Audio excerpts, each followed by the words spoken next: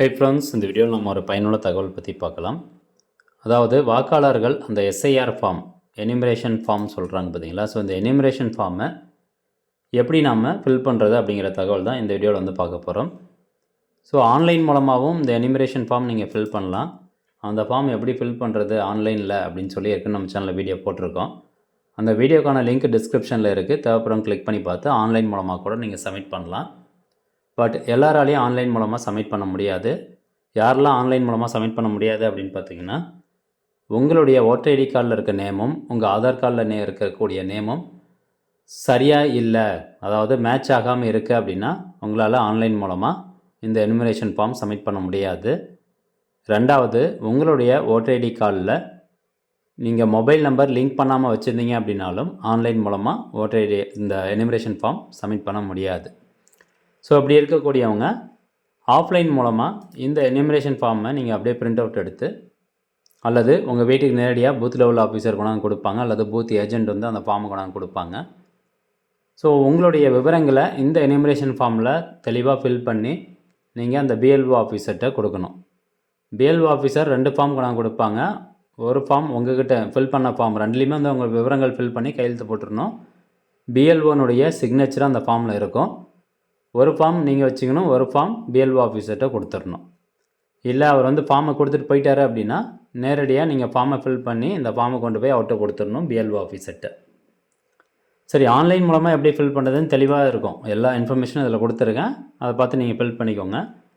இப்போ இந்த ஆஃப்லைன் மூலமாக ஃபில் பண்ணுறதுல பார்த்திங்கன்னா நிறைய பேருக்கு நிறைய சந்தேகங்கள் வந்து இருக்குது. ஸோ கடந்த 2002 மற்றும் 2005 தமிழ்நாட்டில் பார்த்திங்கன்னா இந்த ஸ்பெஷல் இன்டென்சிவ் ரிவிஷன் நடந்தது.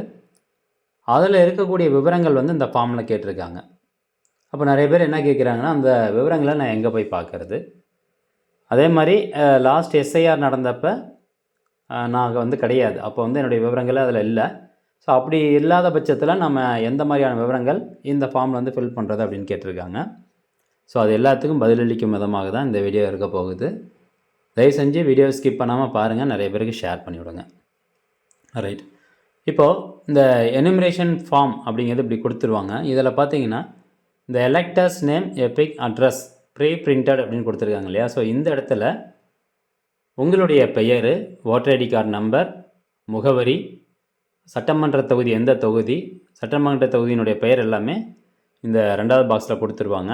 ஃபஸ்ட்டு வந்து நம்மளுடைய விவரங்கள், 2வது பாக்ஸில் serial number, part number and name of assembly constitution, name, state இப்படி கொடுத்துருப்பாங்க. இந்த சீரியல் நம்பர் அப்படிங்கிறது என்னென்னு ஃபஸ்ட்டே சொல்லிடுறேன். இந்த வாக்காளர் பட்டியல் இருக்குது பார்த்தீங்களா. ஸோ ஒவ்வொரு வாக்குச்சாவடிக்கும் ஒரு வாக்காளர் பட்டியல் இருக்கும். அந்த வாக்காளர் பட்டியலில் உங்களுடைய பெயர் எத்தனாவது சீரியல் நம்பரில் இருக்குது அப்படிங்கிறத மென்ஷன் பண்ணுறது தான் இந்த சீரியல் நம்பர். 2வது பார்ட் நம்பர். இந்த பார்ட் நம்பர் அப்படிங்கிறது என்னென்னா, ஒவ்வொரு வாக்குச்சாவடிக்கும் ஒரு நம்பர் கொடுத்துருப்பாங்க. ஸோ அதுதான் வந்து பார்ட் நம்பர். அதுக்கப்புறம் அந்த பார்ட் நம்பர் அண்ட் நேம் அப்படின்னா வாக்குச்சாவடியினுடைய நம்பரு, வாக்குச்சாவடியின் பெயர் கொடுத்துருப்பாங்க.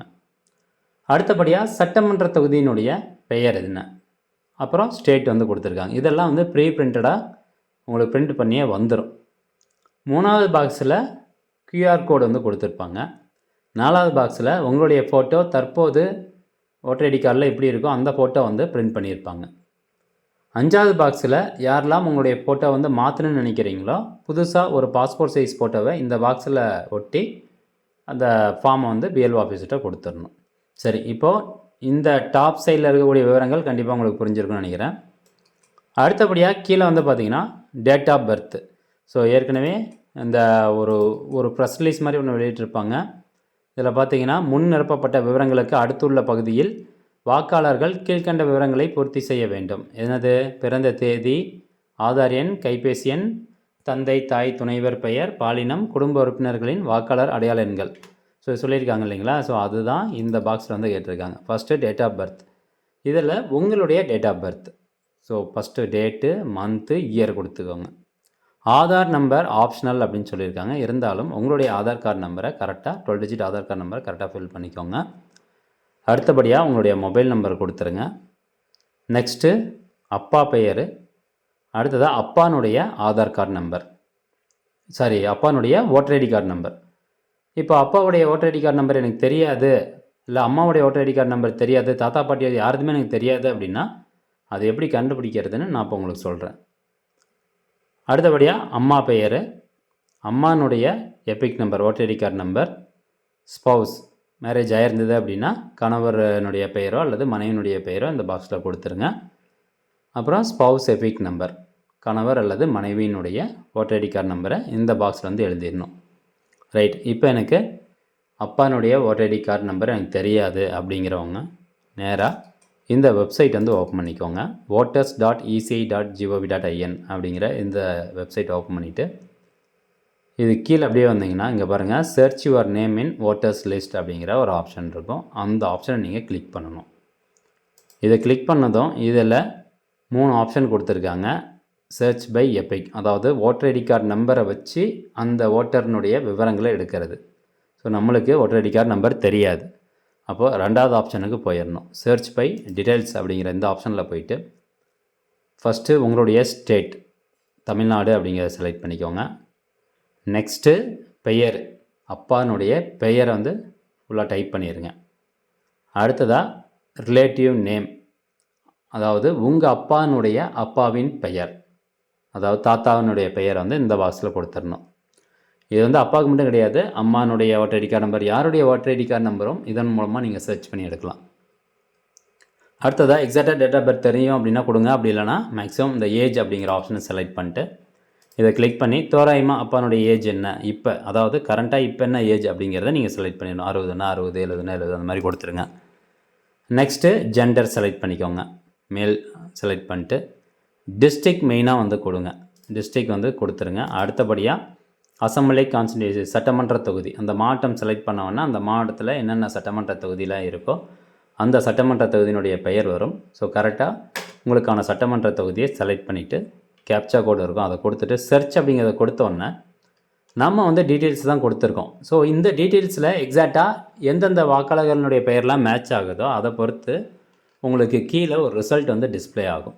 அதில் இப்போ உதாரணத்துக்கு அப்பாவுடைய பெயர் முருகன் அப்படின்னா முருகனுங்கிறதுல வந்து ஒரு 2-3 ஓட்டர் ஐடி கார்டு நம்பர் கூட உங்களுக்கு காமிக்கும். அதில் நீங்கள் எப்படி வந்து கன்ஃபார்ம் பண்ணணுன்னா அந்த டேபிளர் காலமில் இந்த இடத்துல என்ன கொடுத்துருப்பாங்கன்னா அப்பா, அதாவது பெயர், ஓட்டர்னுடைய பெயர், அதுக்கப்புறம் அந்த வாக்குச்சாவடியினுடைய முகவரி வந்து கொடுத்துருப்பாங்க. அதை வச்சு நீங்கள் ஈஸியாக வந்து ஃபெச் பண்ணிக்கலாம். இதுதான் வந்து என்னோடய அப்பாவுடைய ஓட்டர் ஐடி கார்டு நம்பர் அப்படிங்கிறத இந்த டீட்டெயில்ஸ் மூலமாக நீங்கள் எடுத்துக்கலாங்க. இது ரொம்ப ரொம்ப ஒரு யூஸ்ஃபுல்லான இது. யாருடைய ஓட்டர் ஐடி கார்டு நம்பரும் இதன் மூலமாக நீங்கள் வந்து எடுத்துக்கலாம். ஓகே, இப்போது நம்ம ரிலேஷனுடைய ஓட்டர் ஐடி கார்டு டீட்டெயில்ஸ் நம்மளுக்கு தெரிஞ்சிச்சு, ஓட்டர் ஐடி கார்டு நம்பர் தெரிஞ்சிருச்சு. அப்போது அந்த ஓட்டர் ஐடி கார்டு நம்பரை நம்ம இந்த father's EPIC number, mother's EPIC number, spouse EPIC number இதில் எழுதிடலாம்.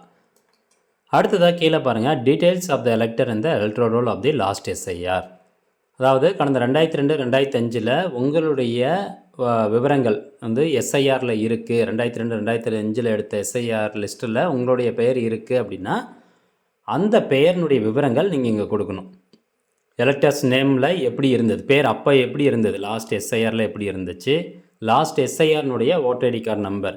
இந்த எபிக் நம்பருங்கிறது 2002-2005 அந்த லிஸ்ட்டில் இருக்கக்கூடிய ஓட்டர் ஐடி கார்டு நம்பர். இப்போ இருக்கக்கூடிய ஓட்டர் ஐடி கார்டு நம்பருக்கும் அப்போ 2005 இருந்த ஓட்டர் ஐடி கார்டு நம்பருக்கும் உங்களுக்கு வித்தியாசம் இருக்கும். ஸோ அதனால் ஒரே ஓட்டர் ஐடி கார்டு நம்பர் இதில் எழுதிட வேண்டாம். அடுத்தபடியாக அப்போ relatives name, relationship, district, state இதெல்லாம் வந்து எழுதணும். அப்போ ஃபஸ்ட்டு நம்மளுக்கு என்ன தெரியணும், லாஸ்ட்டாக அந்த 2002-2005 எஸ்ஐஆரில் என்னுடைய விவரங்கள் எப்படி இருந்துச்சு அப்படிங்கிறத நான் பார்க்கணும். அதுக்கு இந்த வெப்சைட் ஓப்பன் பண்ணிக்கோங்க. voters.eci.gov.in அப்படிங்கிற இந்த வெப்சைட்டே வந்து ஓப்பன் பண்ணிக்கோங்க. நான் பொறுமையாக தான் சொல்கிறேன், ஃபாஸ்ட்டாக சொல்லலை. ஓப்பன் பண்ணிட்டு மேலே வந்தீங்கன்னா இங்கே பாருங்கள், search your name in last SIR அப்படின்னு இருக்கா, அந்த ஆப்ஷன் நீங்கள் கிளிக் பண்ணணும். அடுத்ததாக அது கிளிக் பண்ணோன்னே நம்மளுடைய ஸ்டேட் வந்து செலக்ட் பண்ண சொல்லும். ஜஸ்ட் ஒரு 5 to 10 செகண்ட்ஸ். இதை கிளிக் பண்ணிட்டு ஸ்டேட் செலக்ட் பண்ணிக்கோங்க. நெக்ஸ்ட்டு வியூ அப்படிங்கிற ஆப்ஷனை கிளிக் பண்ணுங்கள்.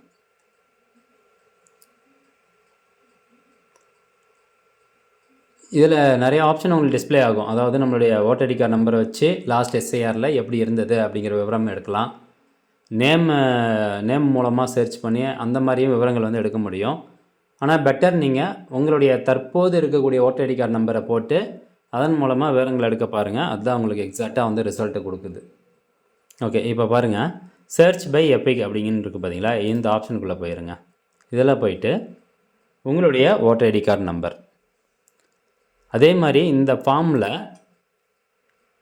ரைட் சைடில் வந்து பார்த்தீங்கன்னா நம்ம ரிலேட்டிவ்னுடைய ஓட்டர் ஐடி கார்டு நம்பர், அதே மாதிரி ரிலேட்டிவ்னுடைய பெயர், ஸோ இதெல்லாம் கடந்த எஸ்ஐஆரில் எப்படி இருக்குது அப்படிங்கிறத நம்ம எழுதணும். சேம் அதே மாதிரி தான் உங்களுடைய அப்பானுடைய ஓட்டர் ஐடி கார்டு நம்பரை நீங்கள் இந்த வெப்சைட் மூலமாக கண்டுபிடிச்சிங்க இல்லையா? ஸோ அப்பானுடைய ஓட்டர் ஐடி கார்டு நம்பரை இந்த லாஸ்ட் எஸ்ஐஆர் இதில் போயிட்டு நம்ம கொடுத்தோம் அப்படின்னா கடந்த எஸ்ஐஆர் 2005 இருந்த எஸ்ஐஆர் லிஸ்ட்டில் அப்பானுடைய பெயர் ஓட்டர் ஐடி கார்டு நம்பரில் எப்படி இருந்துச்சு அப்படின்னு தெரிஞ்சுக்கலாம். ஓகே, இங்கே பாருங்கள், இதில் 2 ஆப்ஷன் இருக்கும். Enter your Epic number as on last SIR. கடந்த எஸ்ஐஆரில் எபிக் நம்பர் என்ன இருந்துச்சுன்னு நம்மளுக்கு தெரியாது, ஆனால் இப்போ இருக்கக்கூடிய ஓட்டர் ஐடி கார்டு நம்பர் என்னங்கிறது நம்மளுக்கு தெரியும். ஸோ அப்போது அந்த ஓட்டர் ஐடி கார்டு நம்பரை கரெக்டாக டைப் பண்ணிக்கோங்க. கொடுத்துட்டு கீழே பாருங்கள் ஒரு கேப்ச்சா இருக்கும், அந்த கேப்ச்சா கோடையும் கரெக்டாக டைப் பண்ணிக்கணும். கொடுத்துட்டு சப்மிட் அப்படிங்கிற ஆப்ஷனை கிளிக் பண்ணுங்கள்.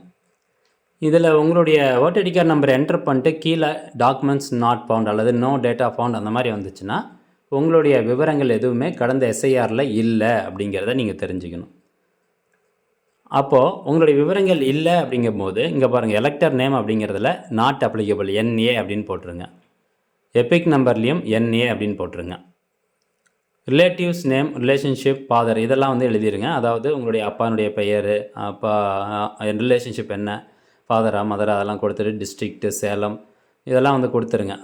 அசம்பிளி கான்ஸ்டியூஷன் நேம் வந்து மேட்டூர் இதெல்லாம் கொடுத்துட்டு ஏசி நம்பருங்கிறது சட்டமன்ற தொகுதி நம்பரு, வாக்குச்சாவடியினுடைய நம்பரு, சீரியல் நம்பர் இதெல்லாம் வந்து உங்களுடைய பெயர் கடந்த எஸ்ஐஆரில் கிடையாது அப்படிங்கிறதுனால எல்லாமே NA நாட் அப்ளிகபிள்னு போட்டுடணும். இருந்துச்சு அப்படின்னா அதனுடைய விவரங்களை நீங்கள் இங்கே கொடுக்கணும். அடுத்தபடியாக அப்படியே ரைட் சைடில் வந்தோம்னா டீட்டெயில்ஸ் ஆஃப் த ரிலேட்டிவ், இங்கே வந்து யார் ரிலேட்டிவாக கொடுத்துருக்கோமோ அவங்களுடைய விவரங்களை நீங்கள் இங்கே ஃபில் பண்ணணும். நான் வந்து அப்பானுடைய பெயரை கொடுத்துருக்கேன்.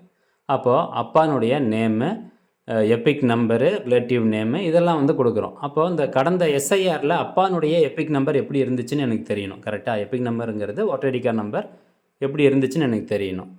சேம் அதே தான், ஏற்கனவே நான் அப்பாவுடைய இந்த ஓட்டர் ஐடி கார்டு நம்பரை இந்த வெப்சைட் மூலமாக நான் போய் எடுத்துட்டேன் இல்லையா? ஸோ அந்த ஓட்டர் ஐடி கார்டு நம்பரை இந்த வெப்சைட்டில் போட்டு தான் நம்ம இப்போ கண்டுபிடிக்க போகிறோம். ஓகே, இப்போது இந்த வெப்சைட்டில் நான் ஏற்கனவே அப்பானுடைய ஓட்டர் ஐடி கார்டு நம்பர் இங்கே டைப் பண்ணிட்டேன். அதாவது தற்போது இருக்கக்கூடிய ஓட்டர் ஐடி கார்டு நம்பர், அப்புறம் வெரிஃபிகேஷன்லாம் கோடு போட்டு சப்மிட் அப்படிங்கிறத கொடுத்துட்டேன். கொடுத்தோன்னே பார்த்தீங்கன்னா கீழே எனக்கு இந்த மாதிரி டேட்டா வந்துருச்சு.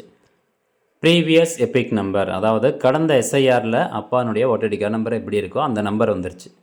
அப்போ இந்த நம்பர் எடுத்துக்கொண்டு போய் நம்ம ஃபார்மில் ஃபில் பண்ணணும்.